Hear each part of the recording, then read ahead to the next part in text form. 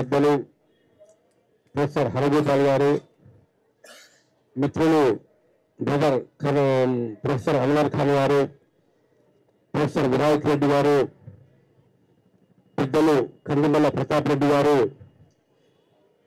ఇక్కడ గౌరవనీయులు ఎమ్మెల్సీ గారు కోదండరామ్ గారు, ఇతర వివిధ పార్టీల అన్ని పార్టీల నాయకులు, సిపిఐ, సిపిఎం, సిపిఐఎంఎల్, మిగతా అన్ని పార్టీల నాయకులు, విమలక్క, ప్రతి ఒక్కరికి కూడా నా హృదయపూర్వక పేరు పేరున, అదేవిధంగా పౌర హక్కుల సంఘం నుంచి గడ్డం లక్ష్మణ్ గారు, అందరికి కూడా నా హృదయపూర్వక నమస్కారాలు. మిత్రులారా, మన దేశంలో ఎన్నో సమస్యలు ఇప్పటికీ ప్రజలు ఎదుర్కొంటున్నారు. రాజ్యాంగం ఏర్పడి 70 సంవత్సరాలు అయిపోయింది. స్వతంత్రం వచ్చి 78 సంవత్సరాలు అయిపోయినాయి. మరి ఇప్పటికీ మన పత్రికల్లో మేము చూస్తూ ఉన్నాం, 3 రోజులకోసారి 4 రోజులకోసారి ఒక రైతు ఆత్మహత్య చేసుకునేది మనకు కనబడుతూ ఉంటుంది. నిరుద్యోగులు ఎక్కడో ఒక చోట ఆత్మహత్య చేసుకున్నారు అనే విషయం మనకు తెలుస్తూ ఉంటుంది. మరి ఈరోజు దేశంలో మరో సమస్య ఏది లేదన్నట్లు, ఇదొక్కటి అతి ప్రధానమైన సమస్య అన్నట్లు మన గౌరవనీయులైన ప్రధానమంత్రి శ్రీ నరేంద్ర మోడీ గారు ఒక ప్రకటన చేశారు. అమిత్ షా గారు ప్రకటన చేశారు. దానికి నరేంద్ర మోడీ గారు పూర్తి మద్దతు తెలియజెప్పారు. ఏమిటా ప్రకటన అంటే 2026 మార్చి నాటికి దేశంలో మావోయిజం లేకుండా చేస్తాను అని చెప్పేసి ప్రకటించారు. అంటే ఎలా చేస్తారు మావోయిజం లేకుండా? మీరు ఎలా చేయగలరు అంటే, మావోయిస్టులందరినీ కూడా చుట్టుముట్టు కాల్చి చంపుతాము అనేటువంటి కార్యక్రమానికి కగార్ పేరుతో చివరి యుద్ధం అనే పేరుతో ఒక యుద్ధం ప్రకటించారు. ఇదివరకు సంవత్సర కాలంలో దాదాపు 550 మంది చనిపోయారు ఇంతవరకు. అందులో అమాయకులైన గిరిజనులు కూడా ఉన్నారు, పోలీస్ కానిస్టేబుల్స్ ఉన్నారు, దేవాళ్ళు ఉన్నారు, ఒక ఏఎస్పీ ఉన్నాడు, 2 ఎస్ఐ తీవ్రంగా గాయపడ్డారు. అంటే వాళ్ళ మోడీ గారిని ఒక ప్రశ్న తెచ్చుకున్నాం. అయ్యా, మీ యొక్క గడువు నిర్ణయిస్తే మరి ఈ దేశంలో ఇంకా మత్తు పదార్థాలు సరఫరా జరుగుతున్నాయి, గాంజాయి సరఫరా జరుగుతున్నది, డ్రగ్స్ ఇస్తున్నారు, హై స్కూల్ పిల్లలకు కూడా డ్రగ్స్ దొరుకుతున్నాయి. నేను డ్రగ్స్ నిర్మూలిస్తా, మార్చి 26 నాటికి నేను డ్రగ్స్ నిర్మూలిస్తాను నువ్వు చెప్తుంటే మేము సంతోషించేవాళ్ళం. అయ్యా, ఈ దేశంలో ఇంకా మహిళలు అత్యాచారాలు జరుగుతున్నాయి, అనేక చోట్ల మహిళలు అత్యాచారాలు జరుగుతున్నాయి, మణిపూర్లో కూడా మహిళలు అత్యాచారాలు జరుగుతున్నాయి, మహిళలు నగ్నంగా ఊరేగిస్తున్నారు ఈ దేశంలో. మీరు కనుక ఒకటి చెప్తుంటే మార్చి 26 నాటికి మీరు మహిళలను అత్యాచారం జరగకుండా నేను చూస్తానంటే మేము సంతోషించగలం. నారాయణమూర్తి గారు వచ్చారు, స్వాగతం. 2 సార్లు స్టేజ్ మీదకి.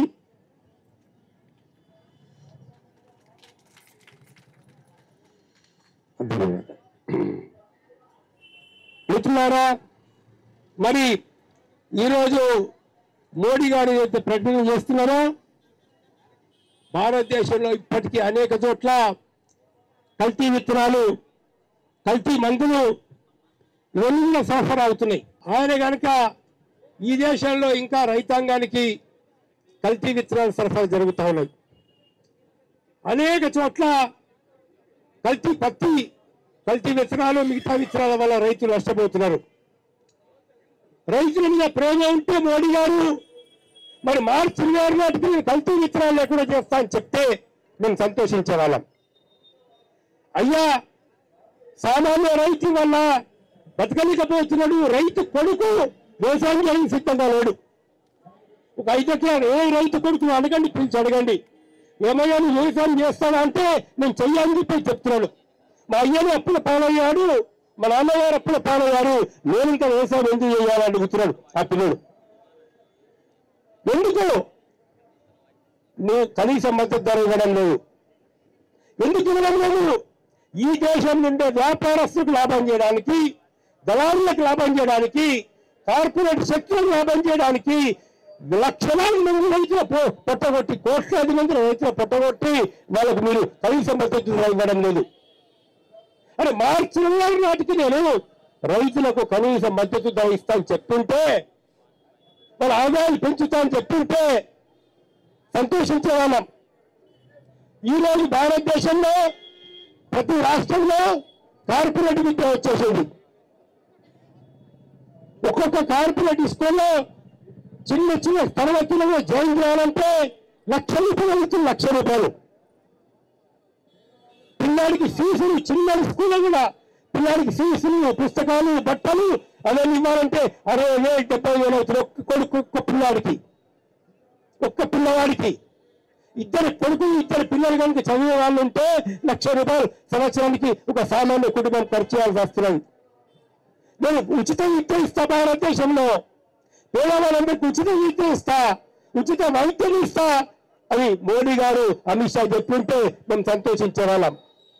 ఇవాళ కార్పొరేట్ దవాఖాన పేరు మీద సామాన్య ప్రజల జేబులన్నీ కోసుకుంటూ లక్షలాది మందిని ఇలా దోచుకుంటున్నారు.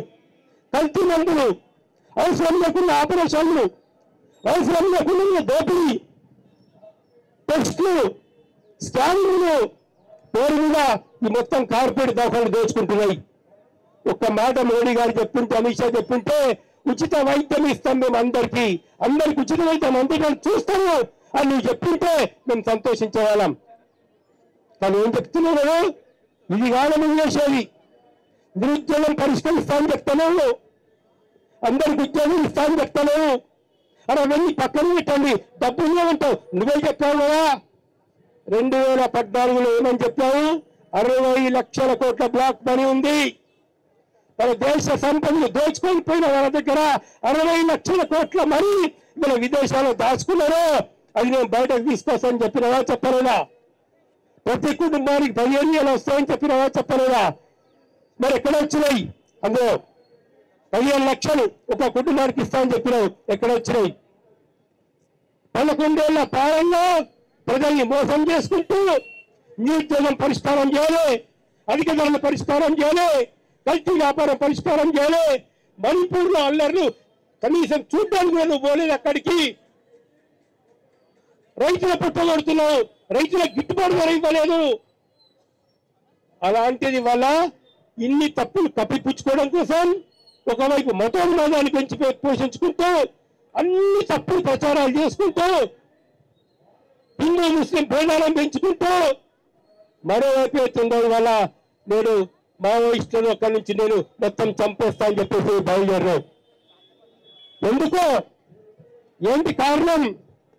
ఎవరికి కావాలి అడుగును? ఎందుకు కావాలి అడుగును? అరే ప్రకృతి నాకు ఇచ్చిందా ఆ చెట్లు చేమలు, ఆ చెట్లు చేమలు ఉంటే ఆక్సిజన్ వస్తున్నది, ఆ చెట్లు చేమలు ఉంటే నదులు వాడతాయి, ఆ చెట్లు చేమలు ఉంటే ప్రకృతి బాగుంటుంది, అడవులు బాగుంటే వర్షాలు పడతాయి, అడవులు బాగుంటే సమాజం బాగుంటుంది, వర్షాలు పడితే పంటలు పడతాయి, పంటలు పడితేనే బతుకుతాం భారత ప్రజలం. ఏం చేస్తున్నా? అడవులు కొట్టేయాల. నిన్న మహారాష్ట్రలో అదానికి ఇచ్చాడు 2,000 ఎకరాల భూమి, అదానికి ఆ ఫారెస్ట్ మొత్తం భూమి ఇచ్చేశాడు కంపెనీలు పెట్టుకోవడానికి. ఇవాళ ఏం చేస్తున్నారు? మొత్తం బస్తర్ ఏరియాలో, ఛత్తీస్గఢ్ ఏరియాలో ఇందాక పెద్దలు హరగోపాల్ సార్ చెప్పినట్లు ఆ భూగర్భంలో ఉన్నటువంటి ఖనిజాలన్నీ కూడా కార్పొరేట్ కంపెనీలకు ఇవ్వడం కోసం నువ్వు కుట్రలు చేసి ఆ కార్పొరేట్ కంపెనీలకు ఇవ్వడం కోసం రోడ్లు వేసి అక్కడ రవాణా చేసుకోవడానికి అనుకూలంగా ఉండాలి కాబట్టి మావోయిస్టులు వద్దంటున్నారు. ఆదివాసుల జీవితాలు ఆగమవుతాయని చెప్తున్నారు, ఆదివాసులు భూములకి వెళ్ళగొడతారని చెప్తున్నారు. అందుకని చెప్పేసి ఇవాళ మొత్తం మావోయిస్టులను చంపడానికి పూనుకున్నావు.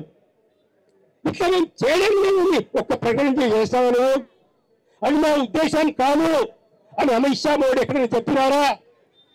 కాబట్టి మిత్రులారా, మేము ఒకటే విషయం చెప్పదలుచుకున్నాం. ఎవరు ఏం చేసినారు గతంలో, ఎవరిది రైటు ఎవరిది తప్పు అవన్నీ చర్చలకు మేము పోదలుచుకోలేదు. మేము శాంతి చర్చల కమిటీ చూసినాం, అందరు చనిపోతున్నారు. మావోయిస్టులు చనిపోతున్నారు, అమాయకులైన ఆదివాసులు చచ్చిపోతున్నారు, 6 నెలల పాప చనిపోయింది, గర్భవతి చనిపోయింది, కానిస్టేబుల్స్ చనిపోయారు, గ్రౌండ్ పోలీసులు చనిపోయారు. మేము ఆలోచించి ఒకటి చెప్పాం, ఇది మంచిది కాదు, ఇది మంచిది కాదు, ఒకరినొకరు చంపుకోవద్దు, మీరు చర్చలు చేసుకోండి, వాళ్ళ సమస్యలు మీరు పరిష్కరించండి, మీ సమస్యలు వాళ్ళకి చెప్పండి, ఒక ఒప్పందానికి రండి మీరు అని చెప్పినాం. మరి దీనికి స్పందించి ఒక వారం రోజులు నేను ఏమని చెప్పారు, మేము చర్చలకు సిద్ధం, మేము మాట్లాడడానికి వస్తాము, ప్రభుత్వంతో మాట్లాడతాము అని చెప్పారు. మేము మాట్లాడడానికి సిద్ధంగా ఉన్నామని వాళ్ళు చెప్పిన తర్వాత ఏం చేయాల ప్రభుత్వం, ఏం చేయాలి అమిత్ షా, ఏం చేయాల మోడీ గారు, ఏం చేయాల కేంద్ర ప్రభుత్వం? నువ్వు చర్చలకు పిలవాలా పిలవద్దా? చట్టరీత్యా చూసినా, రాజ్యాంగం రీత్యా చూసినా, ఒక ధర్మం రీత్యా చూసినా, ఒక న్యాయం రీత్యా చూసినా నువ్వు మాట్లాడుతాను చర్చలకు పిలవాలా? వాడు మాట్లాడుతాను నువ్వు వేలాది మందిని పంపించేసి చుట్టుముట్టేసి చెట్ల కింద ఉన్న పొగల కింద ఉందో నువ్వు పటాపట పిట్టల్ని కాల్చినట్టు కాల్చేయడం ఇది కరెక్టా? మేము మాట్లాడడం సిద్ధంగా ఉంటామని వాళ్ళు చెప్పినారు కదా. మరి ఇంతకుముందు అందరితోనూ చర్చలు ఒప్పందం చేసుకున్నావు, మణిపూర్ ఉగ్రవాదులతో చేసుకున్నావు, ఇవాళ అస్సాంలో నువ్వు చర్చలు జరిపి ఒప్పందాలు చేసుకున్నావు, బోడోల్యాండ్ వాళ్ళతో చేసుకున్నారు, నాగాలాండ్ వాళ్ళతో చేసుకున్నారు, గూర్ఖాలాండ్ ఉగ్రవాదులతో చర్చలు చేసుకునే ఒప్పందం. మరి నిన్న పాకిస్తాన్తో చేసుకునే ఒప్పందం, పాకిస్తాన్తో ఒప్పందం చేసుకుంటావు, టెర్రరిస్టులు పంపించారని పాకిస్తాన్తో ఒప్పందం చేసుకుంటావు. మరి భారతదేశంలో ఎందుకని ఇవాళ మావోయిస్టులతో నువ్వు చర్చలు జరపవు? ఏం అడ్డం వచ్చింది నీకు చర్చలు జరపడానికి? అంటే మీరు చర్చలు జరపకపోవడం వల్లనే ఇవాళ ఎవరు చనిపోయినా మీదే బాధ్యత, ఒక కానిస్టేబుల్ చనిపోయినా మీదే బాధ్యత, ఒక ఆదివాసీ చనిపోయినా మీదే బాధ్యత, ఒక మావోయిస్టు చనిపోయినా మీదే బాధ్యత. ఎందుకంటే చర్చలు వస్తామని వాళ్ళు చెప్పినారు, చర్చలకు వస్తామన్నారు. చర్చలకు వస్తామన్న వాళ్ళని చుట్టుముట్టి కాల్చి చంపడం న్యాయం కాదు, ధర్మం కాదు, పద్ధతి కాదు. కాబట్టి మేము శాంతి కమిటీ తరఫున ఇప్పటికి కూడా కేంద్ర ప్రభుత్వాన్ని విజ్ఞప్తి చేస్తున్నాము, ఇప్పటికి కూడా మావోయిస్టులకు విజ్ఞప్తి చేస్తున్నాము, మీరు శాంతి చర్చలకు రండి. ఇప్పుడు ఏదో జరిగిన సంఘటనల గురించి మీరు మర్చిపోండి, ఇక ఉండాలి మీరు రండి. మీకు చాలా నష్టం జరిగింది, ప్రధాన కార్యదర్శిలో చనిపోయారు, ఓకే జరిగిండవచ్చు, కానీ ఇప్పుడు కేంద్ర ప్రభుత్వంతో చెప్తున్నాం మేము, మీరు పవర్ ఆపరేషన్ ఆపేసేయండి, కోయింగ్ ఆపరేషన్ ఆపేసేయండి, ఈ అరెస్ట్ వాళ్ళందరూ ఎంబడిబడి వాళ్ళని చంపే పద్ధతి ఆపేసేయండి, చర్చలకు పిలవండి. పిలవద్దా చర్చలకు? చెప్పండి, పిలవద్దా? కేంద్ర ప్రభుత్వం నక్సలైట్లను చర్చలకు పిలవద్దా? ఆ విధంగా పిలవాలని చెప్పేసి మనం డిమాండ్ చేసుకుంటూ ఇవాళ ఈ సభ నిర్వహిస్తున్నాము. మరి ఈ కార్యక్రమానికి, ఇంత పెద్ద కార్యక్రమానికి వచ్చిన పెద్దలందరికీ కూడా, నారాయణమూర్తి గారికి, కోదండ రామ్ గారికి, ఈ ధర్నా కార్యక్రమానికి వచ్చినటువంటి మీరందరికీ కూడా, మా ప్రొఫెసర్ అన్వర్ ఖాన్ గారికి, పెద్దలు కందుమల ప్రతాప్ రెడ్డి గారికి, వినాయక్ రెడ్డి గారికి, ప్రొఫెసర్ హరగోపాల్ గారికి, విమలక్క గారికి, వివిధ అన్ని పార్టీల నాయకుల కూడా పేరు పేరున ప్రతి పార్టీ నాయకుడు కూడా నాకు అభినందన తెలియజేస్తూ, మరి ఈ కార్యక్రమాన్ని ఇంత పెద్ద ఎత్తున విజయవంతం చేసినందుకు అనేక ప్రాంతాల నుంచి, అనేక గ్రామాల నుంచి వచ్చినప్పటికీ మీ అందరికీ కూడా చేతులెత్తి నమస్కారం చెప్తున్నాను. నేను మీకు ధన్యవాదాలు తెలియజేస్తున్నాను.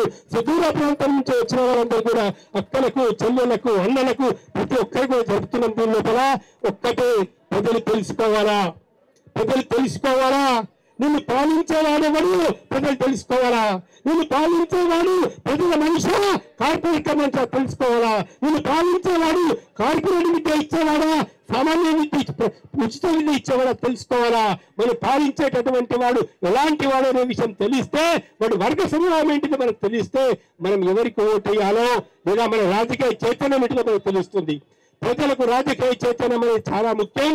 కార్మిక వర్గానికి రాజకీయ చైతన్యం రావాలా, రైతాంగానికి రాజకీయ చైతన్యం రావాలా, దానికి మీరందరూ కూడా కృషి చేయాలని చెప్తూ మరి నేను సెలవు తీసుకుంటున్నాను. ధన్యవాదాలు. ప్రపంచంలో ఏ మూల ఏ క్షణం ఏం జరుగుతుందో వేగంగా తెలుసుకోవడానికి తొలి వెలుగు వాట్సాప్ ఛానల్ ని ఫాలో చేయండి.